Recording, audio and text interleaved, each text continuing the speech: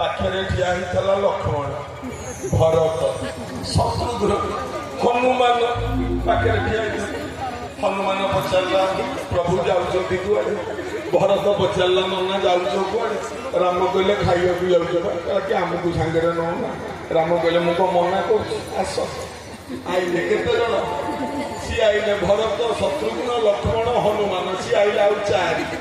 2 ପାଇଁ ରୋଷେଇ କରିଥିଲା, ଇଏ 6 ଯାଇକି ପହଞ୍ଚିଲେ ରାଧୁଆ ପାଣି ଧରି। ତାହେଲେ ହେଇଠି ରାମ। ରାମ କହିଲେ କଣ କଲା? ତୁ ଭଲ ଲୋକ ନୁହେଁ। ରାଧୁଆ ରାମ କହିଲେ କି ମୁଁ କଣ କଲି?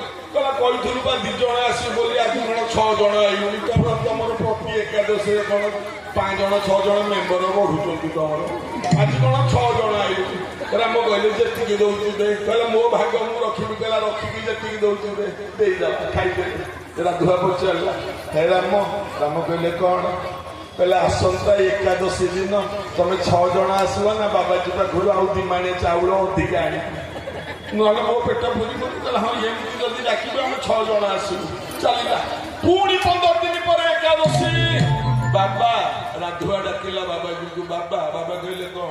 କହିଲା ଆଉ 2 ମାଣେ ଚାଉଳ ଅଧିକା ଦିଅ। କହିଲା କିରେ କଣ ହଉଛି? କହିଲା ନାଇଁ ବାବା କଣ କି ଇଏ ତାଙ୍କ ସାଙ୍ଗରେ ଆଉ 4 ଜଣ ଆଉଛନ୍ତି। କହିଲା କିଏ ଆଉଛନ୍ତି? ନା ଭରତ ଆଉଛି, ଲକ୍ଷ୍ମଣ ଆଉଛି, ଶତ୍ରୁଘ୍ନ ଆଉଛି, ହନୁମାନ ଗୋଟେ ମାଙ୍କଡ ଆଉଛି, ସେମାନେ ସମସ୍ତେ ଆଉଛନ୍ତି ବା ଖାଇବେ। ବାବାଜୀ କହିଲେ ମୁଁ ଦେଖିବି ଏ ଟୋକା ଚାଉଳ ନେଇକି କଣ କରୁଛି, ଆଜି ଦେଖିବି। ଆଉ 2 ମାଣେ ଚାଉଳ ଦେଇଦେଲେ ସିନା। ରାଧୁଆ ଚାଉଳ ଧରିକି ଗଲା, ଏକାଦଶୀ ପଡିଛି ସେଦିନ।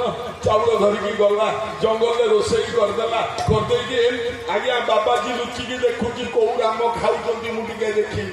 ଲୁଚିକି ବାବାଜୀ ଦେଖୁଛି, ହାତରେ ପାଣି ଟିକେ ଧରିଲା। ରାଧୁଆ ଏମିତି ଟେକି ଧରିଲା, ଟେକି ଦେଇକି ଡାକ ଦେଲା ରାଜା ରାମ ଆଇଲେ, ପ୍ରଭୁ ରାମ ଆଇଲେ, ରାଜା ରାମ ଆଇଲେ, ପ୍ରଭୁ ରାମ ଆଇଲେ, मेरा भोजन का भोग लगा, ओ मेरा भोजन का भोग लगाइए।